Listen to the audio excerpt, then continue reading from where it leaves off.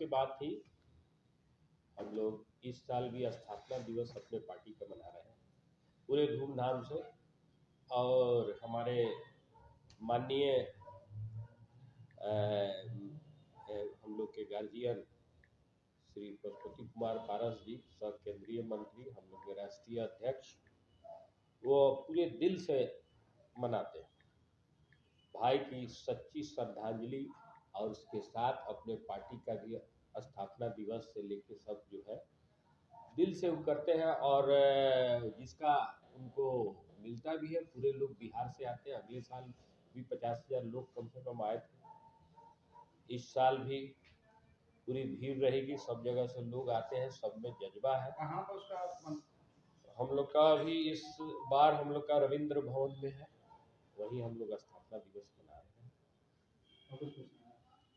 Sir अपना परिचय बताइए। मैं परवेज अहमद खान, अल्पसंख्यक प्रदेश अध्यक्ष, अल्पसंख्यक प्रकोष्ठ। उनको 1 लाख रुपये देंगे। शराब बेचने वाले को 1 लाख रुपए पूंजी दे रहे हैं क्या? हाँ, पूंजी दे रहे हैं। अच्छा, तो क्यों? मान शराब बेचना छोड़ दीजिए, हम 1 लाख रुपये पूंजी देंगे। मतलब शराब पीना छोड़ दीजिए, 1 लाख? नहीं, शराब बेचने वालों को देंगे।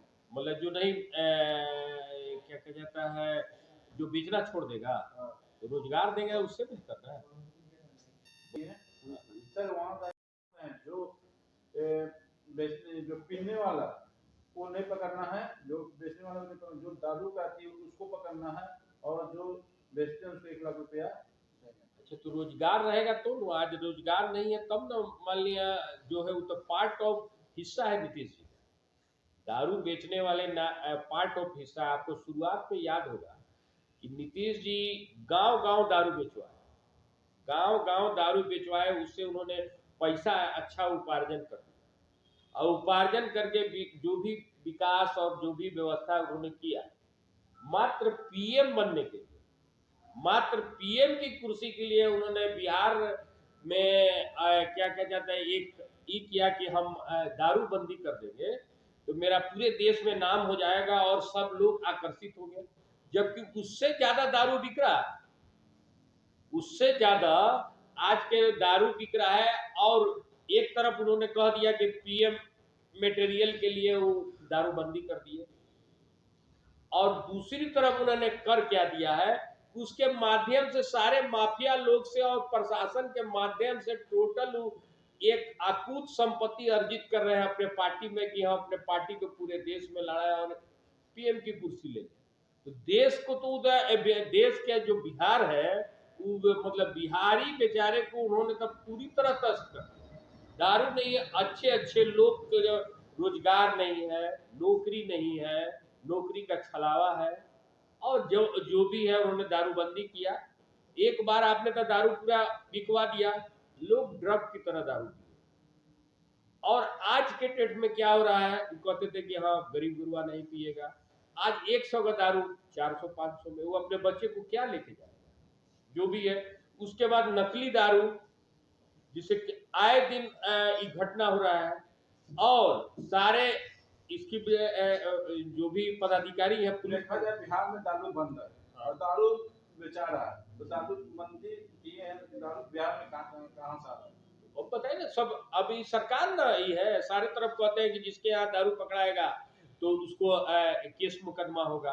तो नीतीश जी इस देश के, मतलब इस बिहार के चीफ मिनिस्टर है, और समझिए राजा तो वही हुए, तो सारा बिहार उनका घर है, तो उन पर कार्रवाई होना चाहिए, या मुकदमा होना चाहिए। गरीब गुरुआ जिसके यहाँ दारू मिल जाए, शीशी मिल जाए, उस पर कार्रवाई हो जा रहा है।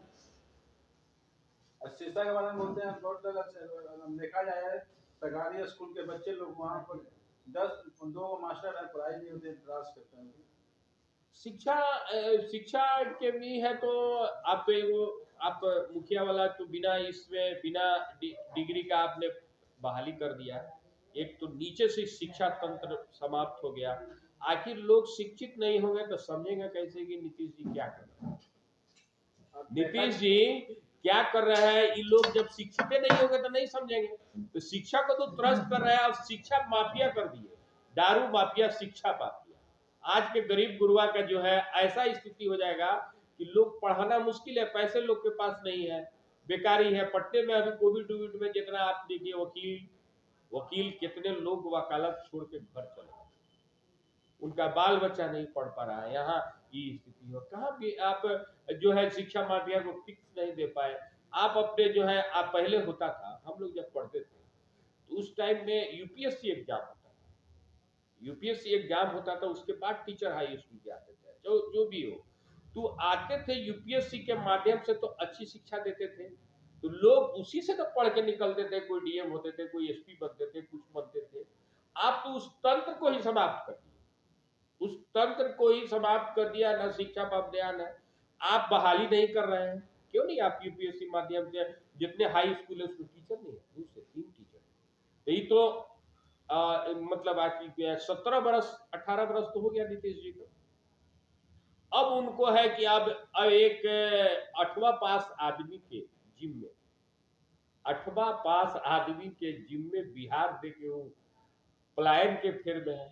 नए जनरेशन जब खुदे शिक्षित नहीं है तेजस्वी जी, तो उस शिक्षा पर क्या ध्यान देंगे? क्राइम भी देखा जाए आजकल, क्राइम अब वहां पुलिस भी लगी हुई है दारू में। पुलिस जो भी है दारू मल्य, क्राइम भी हो रहा है वहाँ पर, आबादी घूमना है, कोई पुलिस भी नहीं कुछ। अरे पुलिस के पास भी कम रुपया हो गया। आप दारू बंदी के बाद दारूबाज से 60 कार करके गाड़ी ले जाके इसमें पुलिस भी तंत्र है। और एक मोटा पैसा जाता है पार्टी ऑफिस जदयू में, तब ना ये हो रहा है।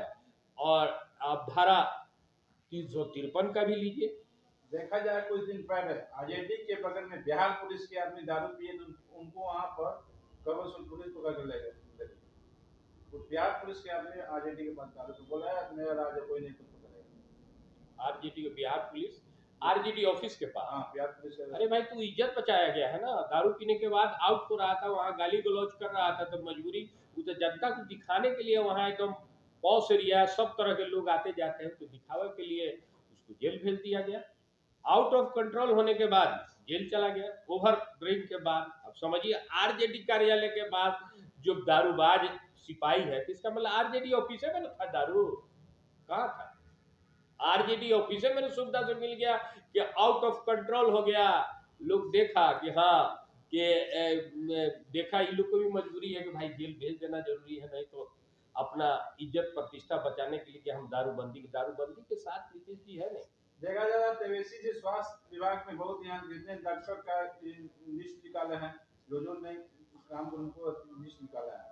देखिए, सारा तंत्र जो है ना उनका, सारा तंत्र जो है नीतीश जी का फेल हो चुका है। जैसे कि तेजस्वी जी कितने मंत्रालय, आरडब्ल्यूडी, भ्रष्टाचार एकदम चरम पर है आरडब्ल्यूडी में, समझे? भ्रष्टाचार अभी 5 करोड़ एक एग्जीक्यूटिव इंजीनियर का। देखिए, वहां कोई जो है मतलब पूरा सेटिंग के अनुसार इतना ज्यादा सारे इंजीनियर का जांच हो तो उससे बिहार का विकास हो जाएगा, इंडस्ट्रीज खुल जाएगा। सबसे भ्रष्टाचार तो आरडब्ल्यूडी में। आरडब्ल्यूडी के माध्यम से नीतीश जी जब से सरकार में है तब से आरडब्ल्यूडी को से उन्होंने अच्छी उगाई की, अच्छी उगाई करके सरकार के कभी दिए नहीं। पहली बार इनको बिहार छोड़ना है तो सरकार बदलिए था, आरडब्ल्यूडी दी है तेजस्वी जी को। तो भ्रष्टाचार इतना है कि अब तेजस्वी जी के यहाँ एगो हम देखे थे यूट्यूब पर कि सारे मंत्री और एमएलए कह रहे थे कि पदाधिकारी मेरी बात नहीं। देखा जा रहा है चिराग पासवान भी बीजेपी के चुनाव में बहुत प्रचार किए, क्या लगता है बीजेपी में चिराग पासवान मंत्री के लिए? एक बात जानते हैं, चिराग पासवान पहले जो है चिराग पासवान खुद 12th पास है, जानते हैं कि नहीं? खुद ही चिराग पासवान 12th पास है।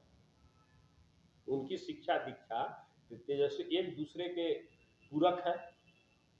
और तो समझिए, जो 12th पास है तो अब जैसे कि फिल्मी दुनिया में गए, फिल्मी दुनिया में भी फेल कर गए ना, तो अब राजनीति में भी वो अपना दौड़ रहे हैं।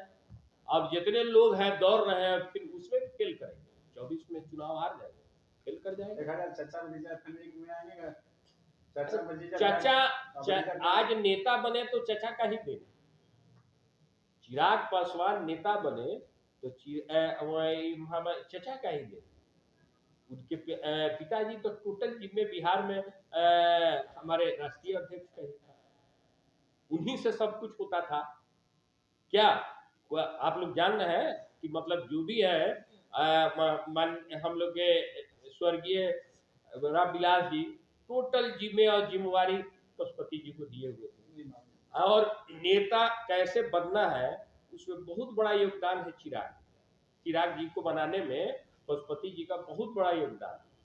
और बाप और चचा में बहुत फर्क नहीं होता है। अब समझिए कि आप चचा को हराने में लगे हुए हैं, तब समझिए चचा से बड़ा नेता बनने की किसको डैमेज करना है, तो चचा को करना है। तो जो मानसिकता जो परिवार को नहीं लेके चल सकता है वह कहां से कितना दूर आगे चलेगा, ये बताइए। धारा 353 का पूछिए।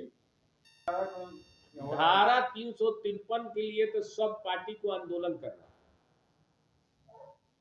घुसखोरी का मेन जड़ नीतीश जी लगा दिए है और गुलामी का जड़ लगा दिया।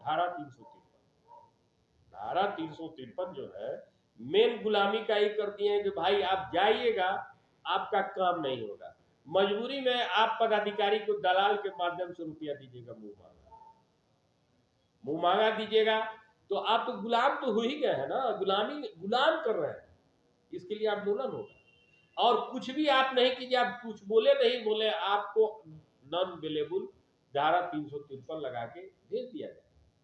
इससे लोग डर गया है, अब पदाधिकारी जो मन कर रहा है सो कर रहा है। सुनने में एक बार नीतीश जी की भी बात हुई थी, उनका भी बात एक तो डीएम नहीं सुना। तो इसके लिए अब क्या करना, जनता सब समझेगी, यही सबका क्रांति होगा।